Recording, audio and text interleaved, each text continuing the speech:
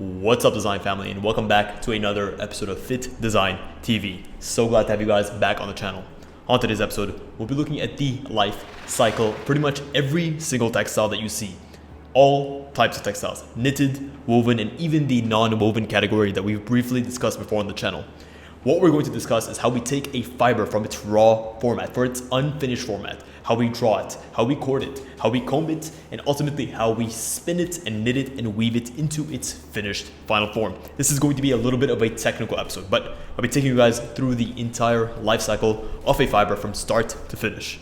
The process of taking any fiber from its initial raw format into the finished textile can be a lengthy and complicated process. But know this, all fabrics start off as raw fibers. Raw fibers come in all shapes and sizes. You have your cotton raw fibers, you have your polyester raw fibers, wool raw fibers. Pretty much any type of fabric that you need starts off with those raw fibers. These raw fibers are taken and then they're sorted. We sort them into slivers. Slivers are these raw, very sort of messy rounds or rolls of fibers that can then be processed for the further steps that we're going to mention in this episode. What's up, design family, and welcome to Fittdesign TV. So glad to have you here. On this channel, we discuss all things sports fashion, graphic design, manufacturing, and technology. We'll discuss key topics, answer pressing questions, and provide actionable steps on starting your own product line. If you're interested in any of the above topics, stick around. You're in for a good one.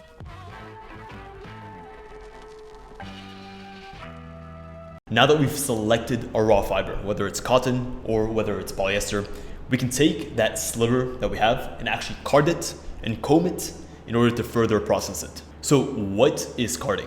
In simple terms, carding is a mechanical process that we use to disentangle, to clean, and to intermix these raw fibers to actually produce either an entangled web or a sliver that we can actually use for subsequent processing down the line. So on the other hand, what is combing? Combing is quite similar, but it actually acts and serves to remove these shorter fibers, the fibers that are unusable from this bundle, and we end up with a bundle of fibers that are all moving in the same direction in a streamlined and easy to use and easy to process manner. Now that this rough bundle has been carded and it's been combed, we end up with what is known as a sliver.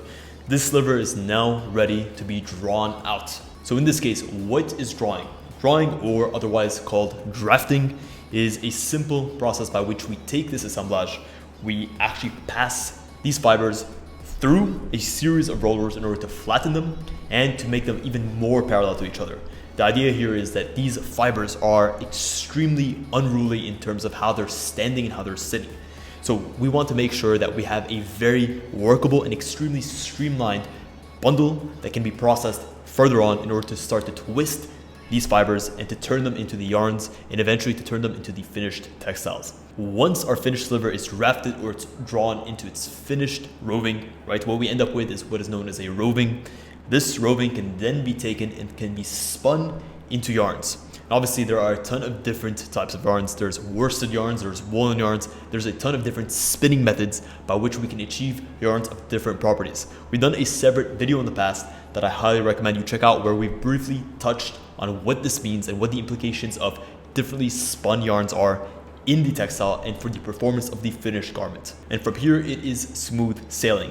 We now have our yarn, which is then produced into a spindle or a cone of yarn that can then either be knitted or it can be woven into the grayish fabric, right? The grayish fabric is undyed fabric that is ready to be dyed pretty much any color you want. From there, we can either apply the dyes, the finishes, the patterns, and anything that we need in order to have the finished textile ready to be cut and sewn into the finished garment. Well guys, that is it. That is a wrap on this episode. I'm curious, which of these steps were you guys uncertain of or had you not heard of before? I know there's steps 2 and 3 that I never heard of before really diving into this topic. I offer one-on-one consultation calls for anyone looking to start their own fashion brand. I can help you with setting up your initial range plan, deciding on what color schemes to come out for which specific seasons. If you're an up and coming brand, how do we scale? How do we take you guys to the next level? If you're a new brand, how do we set you up so that you're guaranteed for a strong start and the success and the sort of growth that you need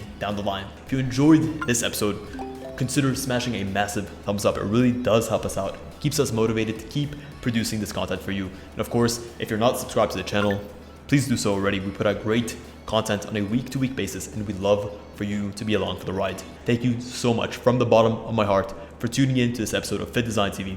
Until next week's episode, stay awesome.